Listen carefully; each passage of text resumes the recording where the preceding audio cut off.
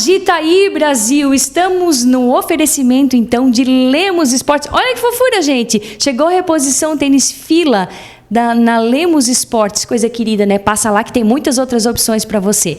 Gente, canal 21 da NET TV Brusque. Agita aí hoje com uma pessoa especial aqui. Vamos falar sobre o quê? Sexo. Calma lá, gente. Como falar de sexo sem parecer, sem ser vulgar, promíscuo, é uma coisa que a gente precisa falar. A gente veio disso, afinal, né? Eu começo com uma historinha assim, a Gabriela Cavalca, um beijo, minha querida. Ela disse o seguinte: Gi, tudo que tu for falar na TV, toma cuidado, teu pai pode estar escutando isso, tu vai falar, pai, não sai da sala, fica aí que vai ser tranquilo. Gente, eu estou aqui hoje com a querida doutora Carol, né? Melhor Carol, né? Leal, galera, ginecologista, me ajuda, que mais? Especialista em comportamento sexual feminino, saúde, bem-estar, estética íntima, enfim, tudo que for relacionado à mulher e a comportamento. E agora sexóloga também, né? Sexóloga, Muito bem. Essa é a última novidade aí. Oh, que maravilha. Gente, e eu estou muito feliz com o convite. Eu que agradeço. Seu e também da TV Brusque, para nós estarmos aqui em mais um canal passando informação e novidades para os nossos ouvintes e para quem está nos assistindo hoje.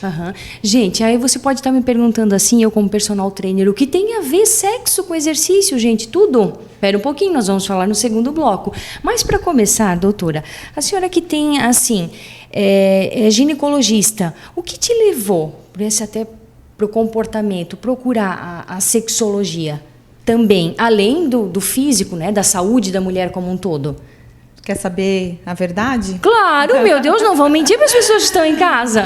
Ter nascido. É estranho falar, mas a minha mãe era psicóloga. E em casa todos os assuntos eram muito facilmente conversados. E a sexualidade também, né? A gente sabe que a sexualidade começa lá no início, né? Eu tenho um filho pequeno, sim. Então ela começa desde os comportamentos e está na nossa adolescência, está na nossa vida adulta, né? E hoje, com o envelhecimento da população também, está também na população da melhor idade, que eu costumo dizer. O sexo faz parte da nossa vida, né? Assim como a gente come, assim como a gente anda, dorme, fala, né? Faz parte da nossa saúde como um todo. É uma energia vital e é uma necessidade do indivíduo. Porém, é um assunto cercado de tabus, né? De crenças, de mitos, de vergonha.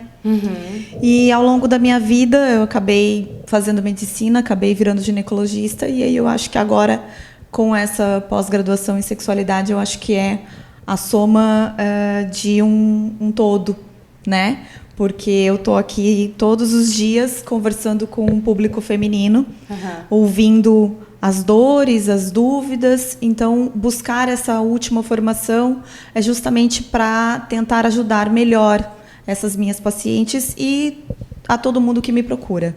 É uma escuta até diferenciada, né? Porque isso foi para justamente assim, era um assunto que eu já gostava, como eu disse, né? Em casa isso nunca foi falado de uma forma que nos deixasse com vergonha. Então sempre foi muito natural para mim. E aí na minha formação médica, quem é minha paciente sabe que eu sempre abordo isso com muita naturalidade. Então a pós-graduação foi para somar e para tentar falar essa linguagem de uma forma mais clara, mais técnica e ajudar ainda mais as pessoas que me procuram. Isso aí, maravilha. Doutora, quanto que, por exemplo, o sexo tem responsabilidade num casamento, num relacionamento? Por exemplo, eu não gosto da coisa, eu não quero fazer, parei de dar, eu não vou usar termos assim, calma. Assim, quanto que o sexo, a gente escuta, é 70% do relacionamento, 80%, 90%, qual é o grau de responsabilidade do sexo na vida de um casal, por exemplo? Eu acho que isso é muito variável, né?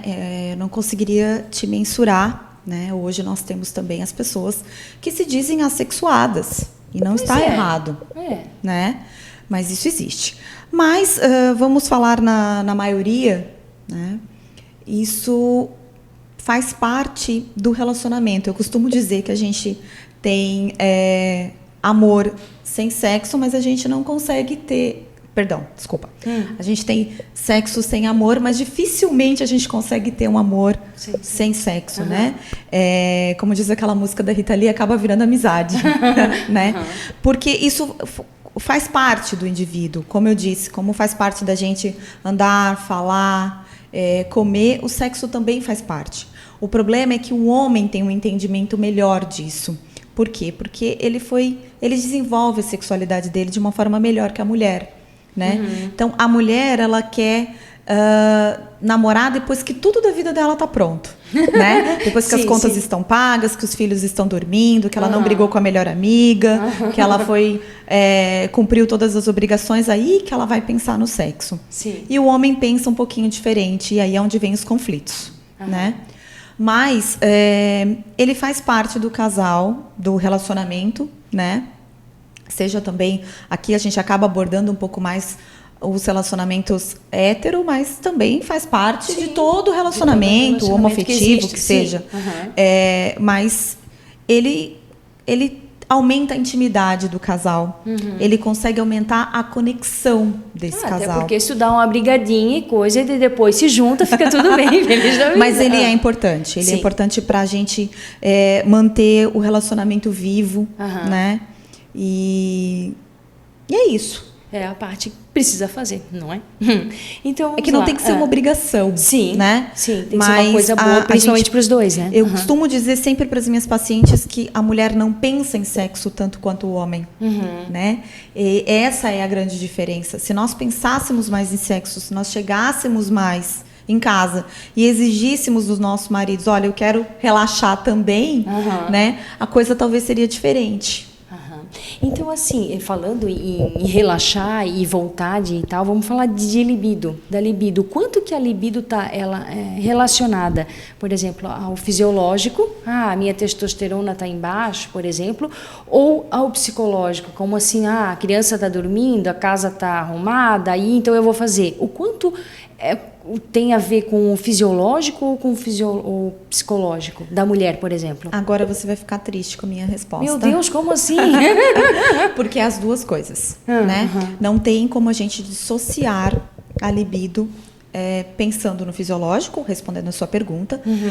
Muitas vezes faz parte de uma alteração orgânica, é preciso que se procure o médico, avaliar os níveis hormonais, avaliar se faz uso de alguma medicação que pode estar, né, baixando essa libido. A gente sabe que os usos dos antidepressivos, por exemplo, podem alterar, e a gente tem uma população, principalmente a nossa população no Brasil, que faz uso, né, muitas vezes até sem orientação médica, de antidepressivos, ansiolíticos, medicações para dormir, né, o que podem estar interferindo. Como efeito colateral. Nós temos doenças que também podem estar interferindo, né, na nossa libido. Doenças hepáticas, doenças, até mesmo, por exemplo, um câncer de mama, né? As pessoas que estão passando por um tratamento, como é que fica a libido dessa paciente mediante um tratamento médico, né? Então, são muitas questões. E as questões psicológicas vêm para complementar, né? Então, uma vez ela indo ao médico e ela não tem nenhum problema de saúde, né? E aqui eu vou parar para falar um pouquinho também para os meninos. Os meninos também precisam procurar atendimento médico, né? Porque eles também sofrem de alteração de libido, ejaculação precoce, né? Ejaculação retrógrada, entre outros problemas. A hipertensão, diabetes também podem alterar a qualidade, né, do sexo dos meninos. E, consequentemente, a vida sexual do casal. Então, uma vez avaliada a questão orgânica, se está, né, tudo bem, se está tudo bem, enfim, aí a gente vai pensar na parte também psicológica, que nós somos um indivíduo único, né? E as duas coisas estão interligadas. É isso aí. Gente, vamos fechar o primeiro bloco. Eu acho que eu tô com um pouquinho de vergonha, assim, de repente, no segundo bloco, eu volto mais sem vergonha, com mais perguntas aqui com a doutora Carol. Não saiam daí, daí a gente vai falar do exercício físico, a importância da autoestima também com relação ao sexo. Até mais, gente.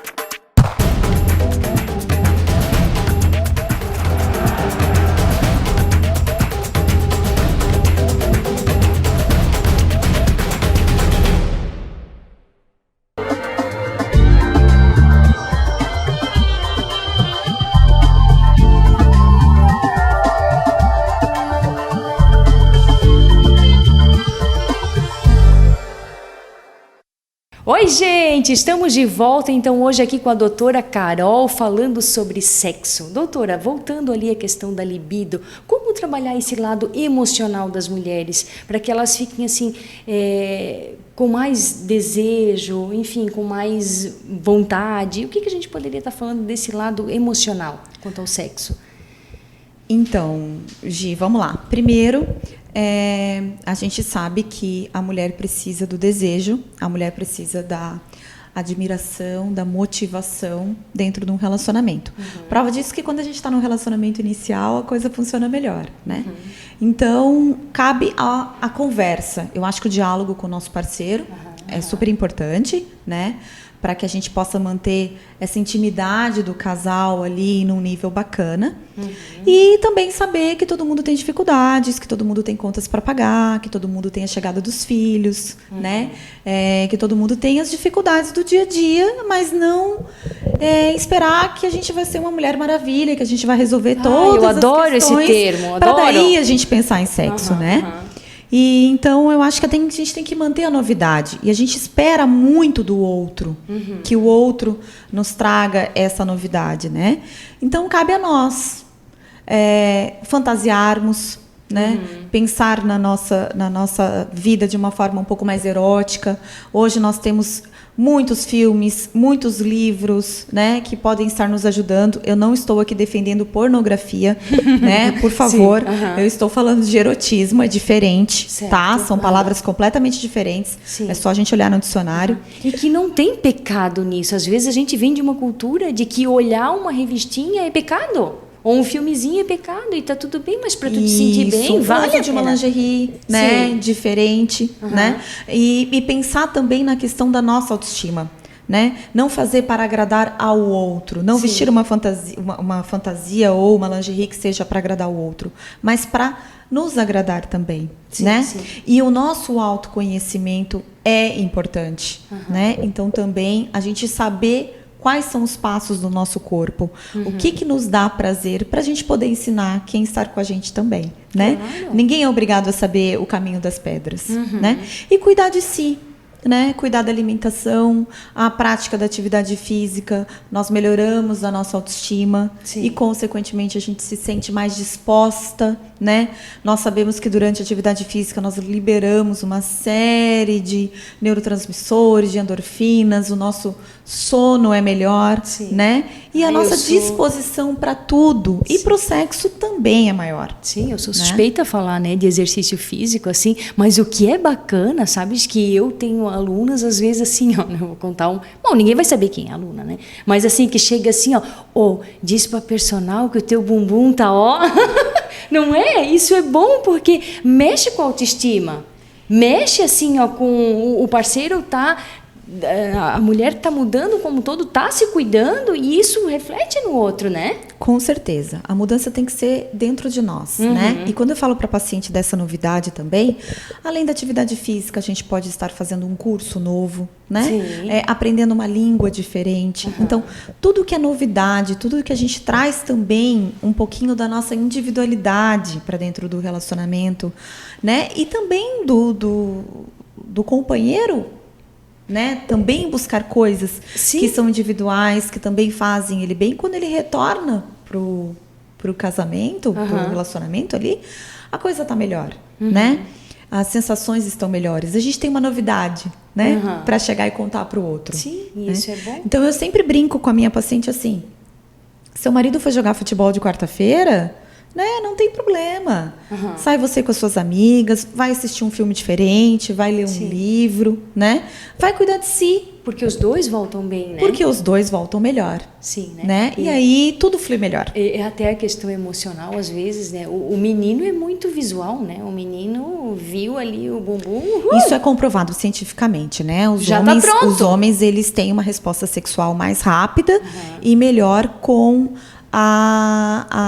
o visual, né? Sim. A mulher, ela é mais do som, ela é mais do tato, ela é mais auditiva, né? Então a gente explorando tudo isso e não partindo para a relação sexual direta ali, sim, aquela coisa, né, aquilo ali, tem que ser e pronto, explorando todos os sentidos, trabalhando os preliminares, né?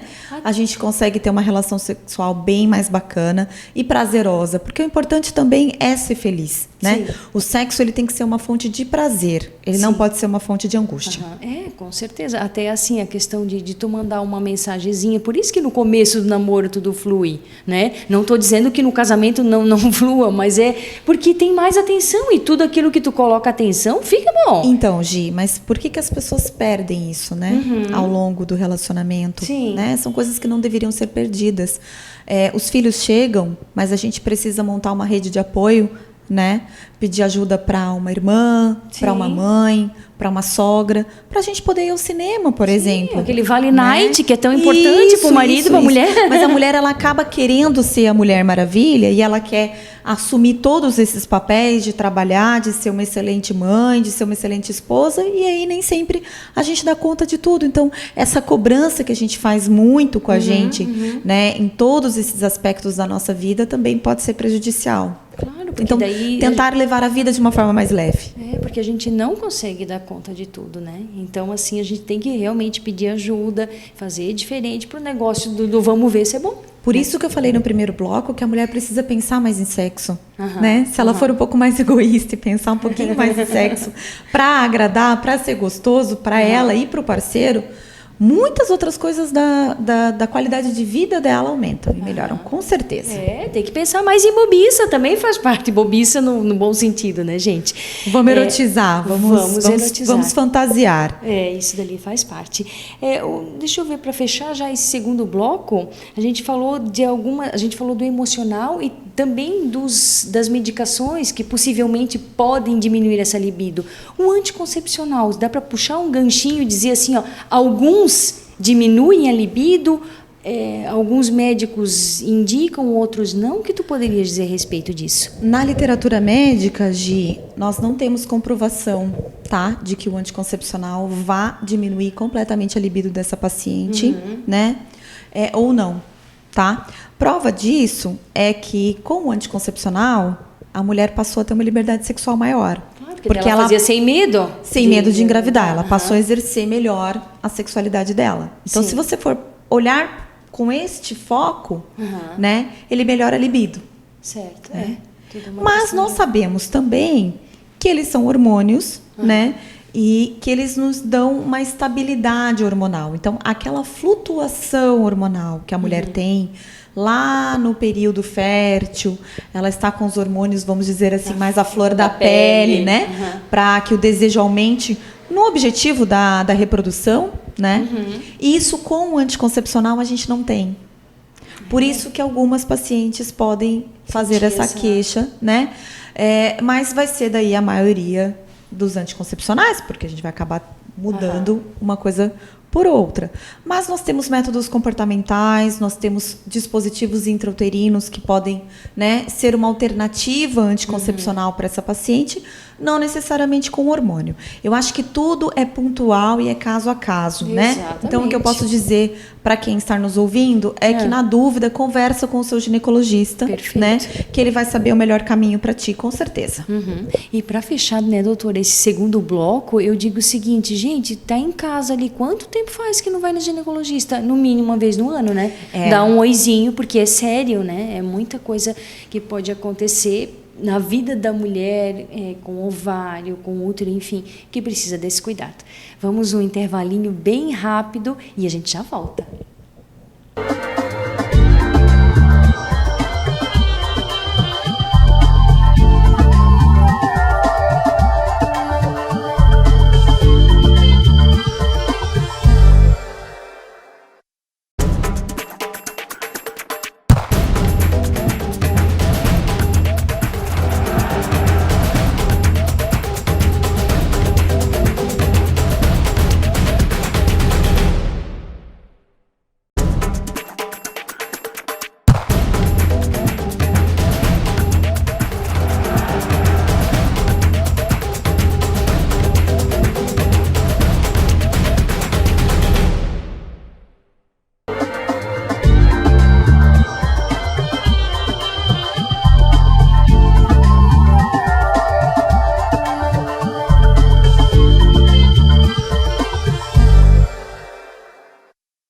E estamos de volta aqui com a doutora Carol, o último bloco falando sobre sexo. Doutora, e para aquele homem que gosta da coisa, que é de manhã, de tarde, de noite, tu pensa, meu Deus, esse homem não para?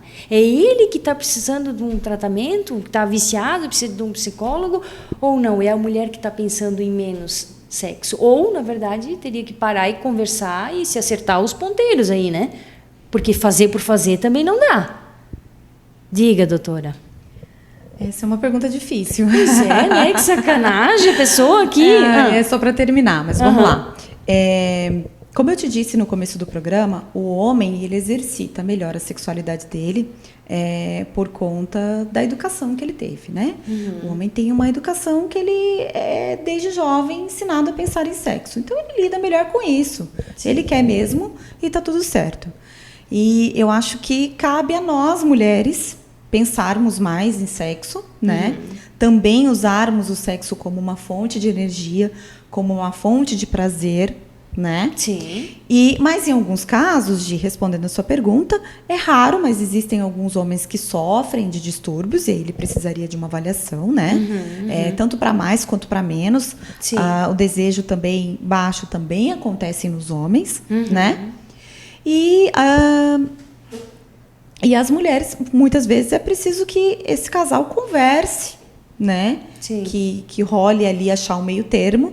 E a sexologia, a terapia sexual, pode ser um aliado nesses casos para auxiliá-los em mediar esse... Sim, nem tanto e nem tão muito, nem tão pouco, para né? que possam conversar de forma aberta, tá? De forma bem clara com esse profissional, que vai poder estar ali, digamos que apoiando e aparando as arestas para que o casal chegue aí no meio termo e sejam felizes. Perfeito. E para aquela mulher que está nos assistindo, doutora, e que de repente a gente fala em orgasmo, em chegar lá, em clímax, e não sei o quê, e que não sabe nem do que a gente está falando, de repente assim, tem a situação, poxa, mas e faz só por fazer, e tem até em números isso, uma porcentagem de mulheres que chegam lá, não tem como mediar, não tem como medir isso, né? É difícil mensurar, Gi, porque isso é uma pergunta muito comum do meu consultório, tá? Doutora, o que é um orgasmo?